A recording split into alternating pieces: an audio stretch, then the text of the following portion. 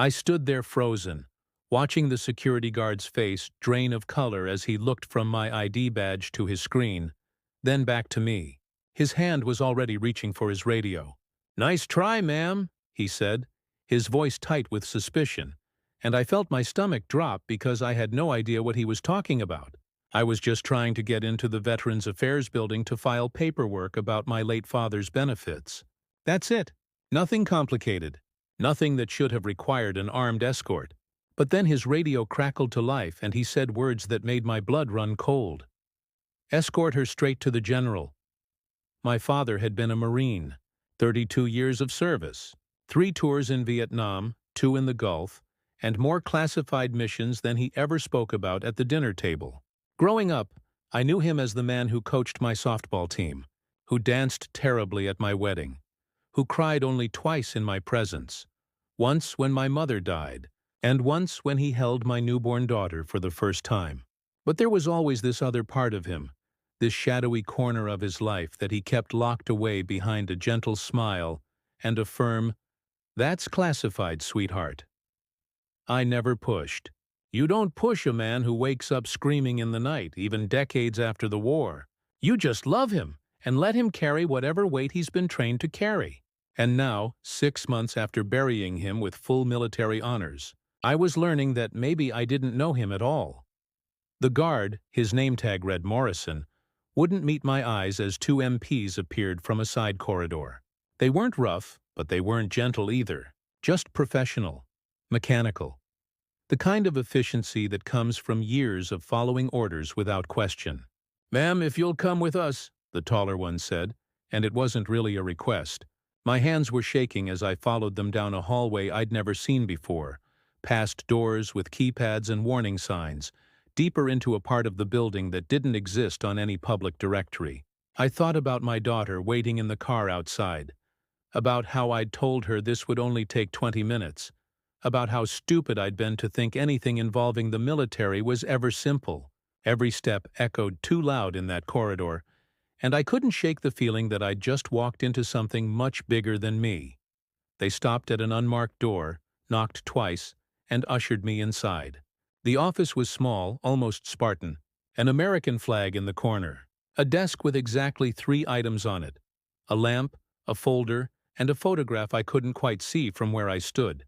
And behind that desk sat a man who had to be in his 70s, with silver hair cropped military short and eyes that had seen things no training manual could prepare you for. He stood when I entered, and I saw it then. The slight tremor in his hands, the way he braced himself against the desk, as if his legs might give out. "Ms. Sarah Chen?" he asked, and his voice cracked just slightly on my name. I nodded, too confused and scared to speak. He gestured to the chair across from him. "Please sit down. I'm General Marcus Webb, and I've been waiting 37 years to meet you." The world tilted. 37 years? I was 36. My father had been deployed when my mother got pregnant, had come home just in time for my birth, had always joked that I was his welcome home present from the universe. The general sat down slowly, like every joint in his body hurt, and slid that folder across the desk toward me. "Your father saved my life," he said, his voice rough with emotion. March 19, 1988. Classified operation in a country we weren't supposed to be in. I was 25 years old, fresh out of West Point, and I made a call that got my entire unit pinned down by enemy fire. Your father, Sergeant James Chen, he was the only enlisted man brave enough or crazy enough to tell a young officer he was being an idiot. He didn't follow my order to hold position. Instead, he ran straight through a kill zone to pull me out of a burning vehicle.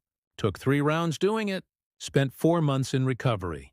Saved my life and probably prevented a diplomatic incident that could have sparked a war.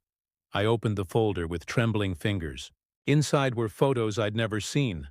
My father, so young he looked like a different person, standing with a group of soldiers. Citations and commendations that had never made it to the shadow box we displayed at his funeral. Letters of recommendation that painted a picture of a man who was legendary among those who served with him. And at the bottom, a handwritten note on official letterhead. "If anything happens to me, make sure my family knows they'll always be taken care of." Especially Sarah. She's going to do something important with her life. I can feel it. It was dated 2 weeks before I was born, and signed by the general sitting across from me, back when he was just a captain trying to survive his mistakes. When your ID was scanned, the general continued, his eyes glistening now, it flagged in our system because 37 years ago, I put a standing order in place. Any family member of James Chen requests anything, anything at all, from the VA or any military installation, I'm to be notified immediately. I've been waiting for this day, terrified I'd die before I could fulfill the promise I made to your father. He reached across the desk, his weathered hand covering mine. He never told you, did he? About what he did? About who he saved? I shook my head, tears streaming down my face now, because of course he hadn't. That was exactly who my father was. A man who saved a general's life and never once used it for leverage or bragging rights. A man who carried his heroism as quietly as he carried his pain. The general stood again, straighter this time, and did something that made my heart stop. He saluted me. Not my father's memory, but me. Your father made me promise 2 things if I ever met you, he said.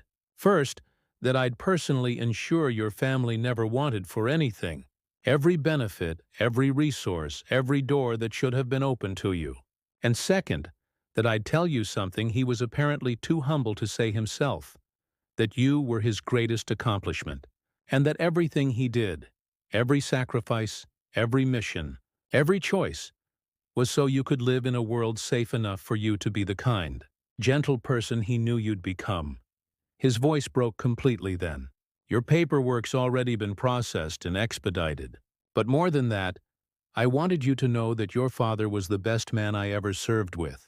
And if I've accomplished anything in my 45 years since that day, it's because James Chen gave me the chance to keep living. I don't remember standing up or moving around the desk, but suddenly I was hugging this general who'd been waiting 37 years to say thank you to a dead man's daughter. He held me like I was precious, like I was the living embodiment of the debt he could never fully repay. And I understood then that my father's legacy wasn't in medals or citations or classified missions. It was in this moment, in the life he'd saved, in the kindness that had rippled outward from one selfless act in a war zone nobody could talk about. When I finally left that office, the MPs who'd escorted me in were waiting to walk me out, but this time they smiled. Morrison at the front desk stood and saluted as I passed, and I realized that to them, I wasn't just Sarah Chen filing paperwork. I was the daughter of a legend, walking through halls where my father's name was still spoken with reverence. Outside, my daughter was leaning against the car, checking her phone. "Did you get lost in there?" she asked, annoyed. I pulled her into a hug, thinking about the grandfather she'd barely known, about the man who'd saved a general, so that general could go on to save countless others, about the quiet heroism that never asks for recognition. "No, sweetheart," I whispered into her hair. "I think I just found something I didn't know was missing." And for the first time since my father's funeral, I felt him there with me. Not in grief or absence, but in the legacy of goodness he'd left behind, still protecting me even from beyond the grave.